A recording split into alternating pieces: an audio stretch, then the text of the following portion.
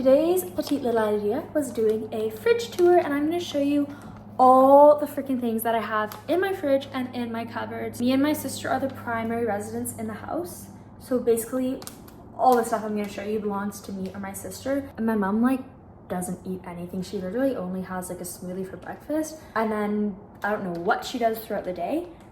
Then at dinner, she always goes out for dinner. So everything in the fridge basically is mine or my sister's. And my mom just like never eats, and then she goes out for dinner. And these are all my cheeses. This is a petite little tour of everything in the fridge. Here's a little dish of sweets. And this is not, okay, this actually makes me feel like an old lady now, but this is literally a dish of hard candies. These are gingins. I have these gingins, I keep them in my kitchen. These are mine. Anytime like I eat something super salty, or even if I'm just craving something sweet after a meal, I will have a gingin and I suck on it, and it just like helps me not eat literally everything, like just keep eating after a meal.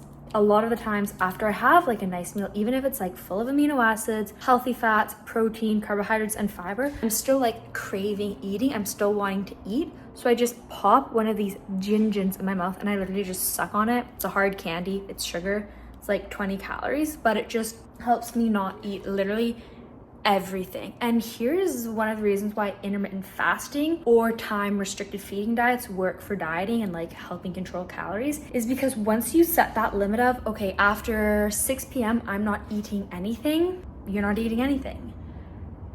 Okay, here's what I mean by that. Sometimes when you start eating, you keep eating. Like for me, I can't just have one apple. If I eat one apple, then I want cacao nibs, and then I want walnuts, and then I want an orange, and then I want another apple. So instead of just eating one apple and having like 70 calories, I've had 70 calories from the apple, but then I've also like eaten more. So when you do intermittent fasting or time restricted feeding, you're just hardcore not eating anything. So even though one apple is a healthy snack, if that one apple turns into an apple plus nuts plus chocolates plus a granola bar plus all this other stuff, then it's not necessarily a healthy snack because it triggered all this other eating. What I do after a meal, I just have one of these, and then I don't feel like I need to eat 111 more things. And now I'll show you my fridge. These are all the apples in my fridge. Fridge goals, by the way. Look at all that champagne. All this belongs to my mother and my sister, not me. Look at all these apples from a teeny little apple tree on an island in British Columbia in healthy nature. Okay, now let's see my fridge. I'll just show you how our fridge is organized. I'm like such a pain in the ass when it comes to the fridge because this whole top shelf is mine, and I get frustrated if other people put their stuff on the top shelf. This is Russian, or it might be from Belarus. No, this is from Lithuania, because it says this word here at the top, Litovsky domashny tvorog. Litovsky domashny tvorog. Tvorog is cottage cheese, so it's 9% fat. What else do I have in my fridge? Sheep's yogurt. So much freaking sheep's yogurt. I have 4 things. Oh, my fridge is beeping at me because it's been open for too long. But let me show you about, is it closed? Yeah, let me show you about this sheep's yogurt. This is Ovino sheep's yogurt. high in protein, lactose friendly, active bacteria, keto friendly, and then it's also made with sheep's milk, obviously because it's sheep's yogurt.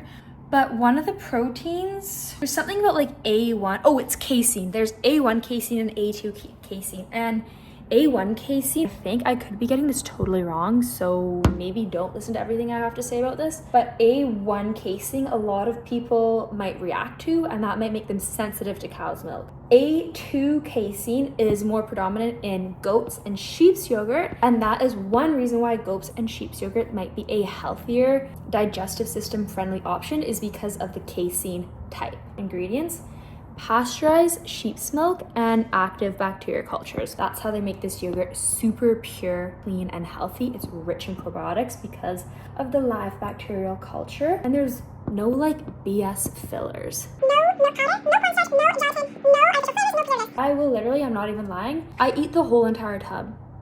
This is 500 grams. Roughly 300 calories per tub. 10 grams of protein per serving, so roughly 30 grams of protein per tub, maybe a little less calories. Okay, let's assume this has 250 calories. Okay, if it's 105 calories per 175 grams and there's 500 grams, maybe, okay, let's just say it's 300 calories, 30 grams of protein. The protein to calorie ratio is 10 to 1 because 100 calories, 10 grams of protein, so that's like a 10 to 1 ratio. I eat this whole entire thing for breakfast and I add wild honey to it. Wild, raw, unpasteurized honey.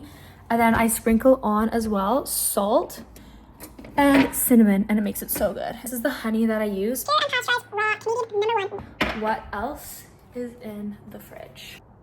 Ignore this, please. Stevia. What I like to do sometimes is I have beetroot powder, and I'll make a beetroot latte, and what I'll do is I will boil 2 cups of water in my pot, and then this is the beet powder that I use. Root alive beet powder, I literally get it on Amazon, and I add 1 tablespoon of that to hot water, and then whatever the vibe is, I will add a stevia. So I have toffee stevia, eggnog stevia, hazelnut stevia. This one is disgusting. It's so bad. Chocolate stevia. This one's also horrible. Root beer stevia. This one's also horrible. Only good ones are the eggnog and the gingerbread's okay. And then the vanilla stevia is the very best stevia flavor. So these are all my stevias, and this is my family's champagne and alcohol collection. I also have maple syrup. I don't actually use maple syrup in anything, but there was a smoothie recipe that I made with Synergy kombucha and the Cocoa Yo probiotic yogurt, and it required maple syrup. So I have nice maple syrup and natural Canadian for that little smoothie recipe, but I don't actually use it for anything. I like honey to sweeten because honey contains live enzymes and immune supporting molecules. Maple syrup is kind of just sugar. Okay, I need to close my fridge because it's not happy for being open again. Let it calm down for a second. Okay, back in business. Here's produce drawer. This is my romaine lettuce, and what I love to do is I like getting candied salmon, and then I make like little candied salmon lettuce shots. Next, grapes. I eat grapes like nobody's business. I could easily, and I have, and I do, and I probably will, eat this whole entire thing of grapes in one day. Like, I'm obsessed with grapes. Blonde sweet potato.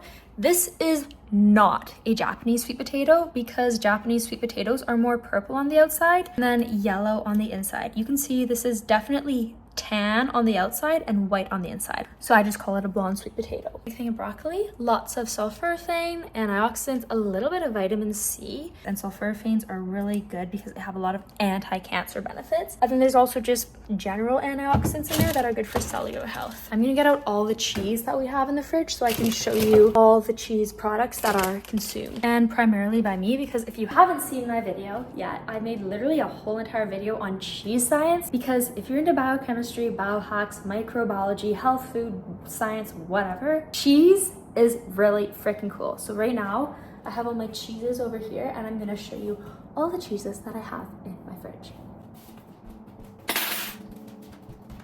These are all the cheeses I have in my fridge. I already showed you guys this. Litovsky домашний tvorog. Tvorog is cottage cheese. How can I even read this? Because I'm learning Russian. Because I think Russian sounds super cool, and I started to learn it when I was 16. So now I'm like almost fluent in Russian, but like not actually fluent. Disgustingly moldy. This is a common theme in my house. People leave old things in the fridge and they get moldy and forgotten about, and it's disgusting. Going in the garbage. What? I don't think it's moldy, so let's do a little check. No, this is not moldy, but here's a little food safety thing. See that this is like sealed, but there's still oxygen in here. Mold grows in the presence of oxygen. So that's why when you're buying cheese products, they're always vacuum sealed. That's to make sure no oxygen is present so mold cannot grow. Squeeze the air out of this, seal it again. Belonging to my sister, and I don't know what she uses. Oh, she makes really good cheese quesadillas. So my sister's Tex-Mex cheese for her super yummy cheese quesadillas. Her recipe is tortilla, cheese, sliced peppers, and ground turkey, and they're just like really good little cheese quesadillas. Feta from a cow and a goat. So 2 cows and 2 goats got together and they made feta. Butter that has been whipped and infused with garlic. So it's whipped garlic butter. This is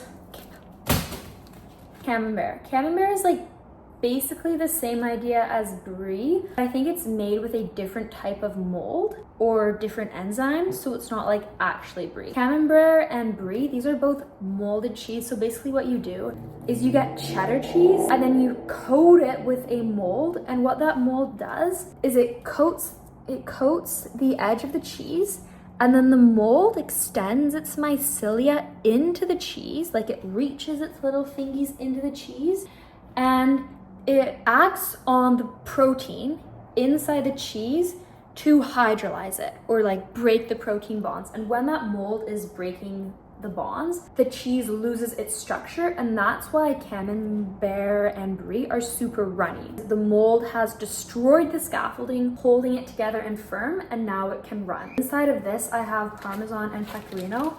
Pecorino is my very most favorite cheese. It is basically like Parmesan but from a sheep. Sheep's cheese is way healthier than cow's cheese. It has more vitamin A, more vitamin E. It also tends to be produced on like better quality, smaller farms because it is a niche product. So basically all our dairy products are from cows. So if you're getting cow dairy, it's higher probability it's from like a conventional factory farm where there is just not very good health of the animals, or where they're mass feeding the animals soy, corn, gross stuff. The animals aren't healthy, they're not in good shape, there's use of antibiotics, growth hormones, blah, blah, blah, blah, blah, blah, blah. As soon as you're choosing sheep or goat's product, you're reducing the probability that it's coming from this huge factory cow farm. This is Pecorino Romano, raw unpasteurized sheep cheese, DOP from Spain, or no, this is from Italy. And then in here I also have the rest of my Parmesan, also DOP Parmesan. Basically it means like it is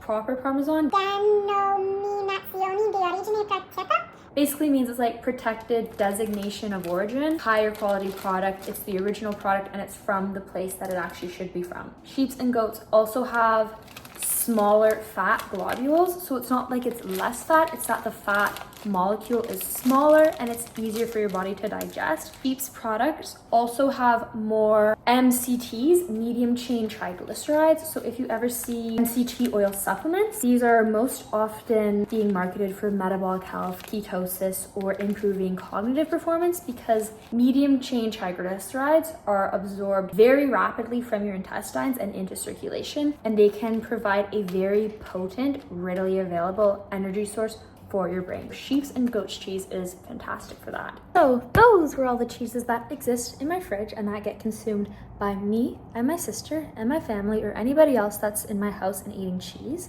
And now I'm going to show you everything else that's in my fridge.